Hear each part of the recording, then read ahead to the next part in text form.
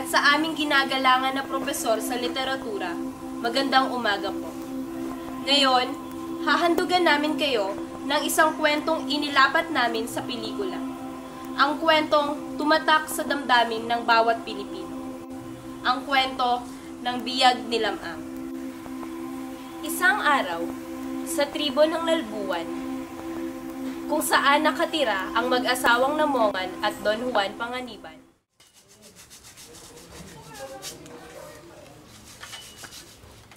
Sino to? Hulaan mo. Manang? Ikaw ba yan? Kuha mo nga ako ng tubig. Manang ka dyan. Siguro may relasyon kayo ni Manang. Ni Manang? Ah, wala. Wala. Alam mo naman na ikaw lang yung aking iniirog. Oh, talaga? Nang dahil dyan, kuha mo ako ng prutas para sa baby natin. Prutas? Oo, prutas. Ano namang prutas? Hilaw na sampalok, buko, mangga, kahit ano basta prutas. Pwede bang fruit salad na lang? Nang dahil sa pagmamahal ni Don Juan sa kanyang asawa, ikinuha niya ito ng mga prutas ayon sa kagustuhan ng kanyang asawa. Ayun, sa wakas mga prutas na rin.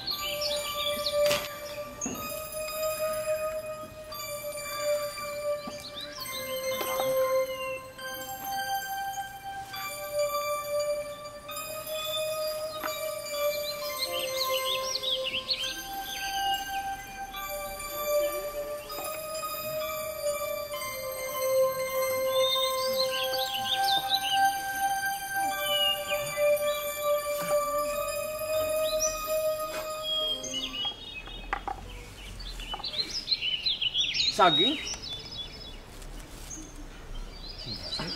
Anong ginagawa ng saging rito? Mag-isa? Hindi ka kasya. Kula. Pa.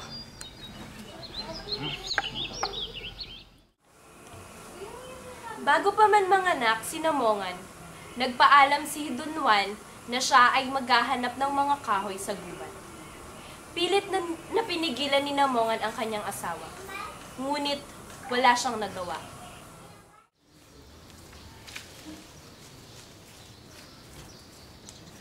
Aking asawa.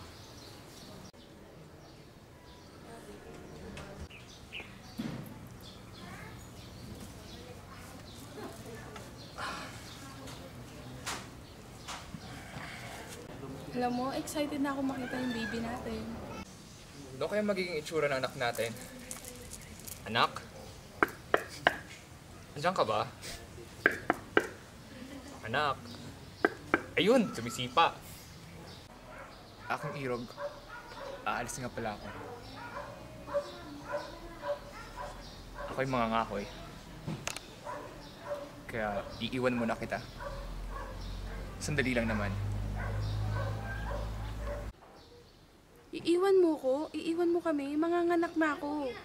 Paano na kami ng anak mo? Pero kailangan. Hindi pwede. Hindi ka pwedeng umalis. Kailangan kong umalis. Huwag mo akong iwan.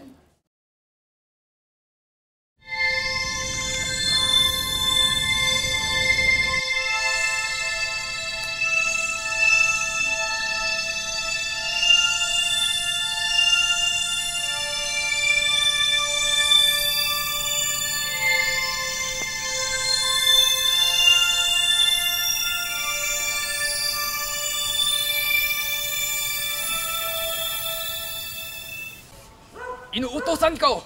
Kidlat! Hatiin mo ang kahoy na to!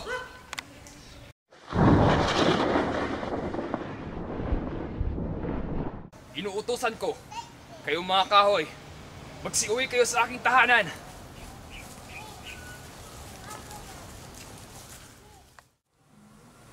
Hanggang sa dumating ang araw ng pagsilang ni Namongan sa kanyang anak.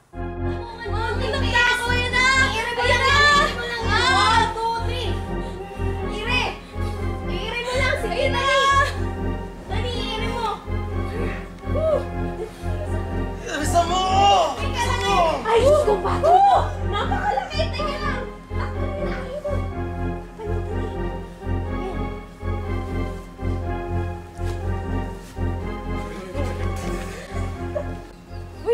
ganun yung bata. Oo nga, kapapanganak pa lang pero nakakapagsalita na.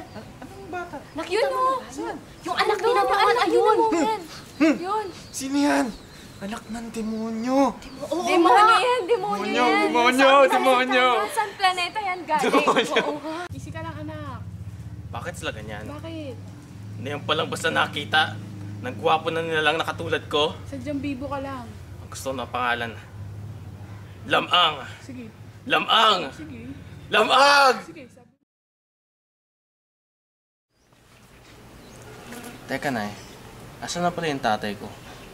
Alam mo anak, hindi ko alam kung paano ko ipapaliwanag sa'yo ang pagkawala ng iyong ama. Masyado ka pang bata, hindi ko alam kung maiintindihan mo ito. Ano ka ba, Nay? Can't you see? Ano?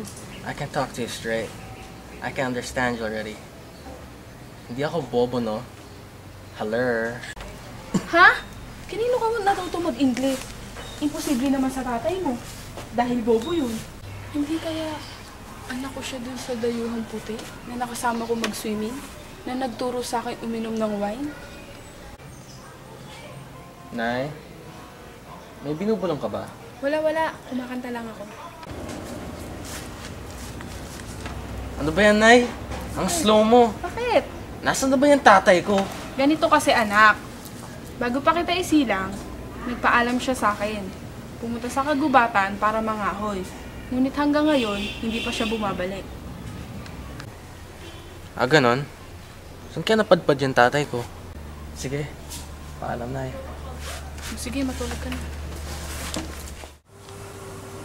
Nang isang gabi, habang natutulog si Lamang, ay bigla niyang napanaginipan nang di inaasahan ang kanyang ama na napangahawakan ng mga igurot. Tay! Anong nangyari sa'yo? Saan kita matatagpuan?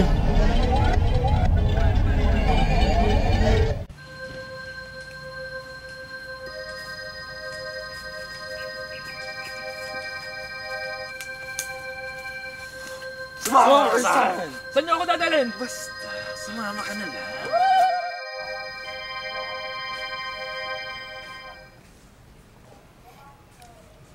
Panaginip lang yun.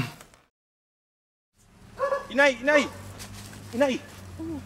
Inay! Alam ko na ako sa mga tagpuan ng ama ko. Easy ka lang. Saan? Saan mo matatagpuan ng iyong ama?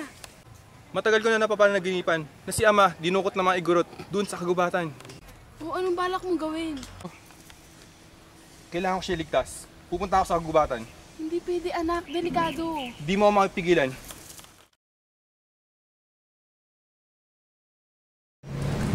Sino ka? Ako yung buhaya. Rar.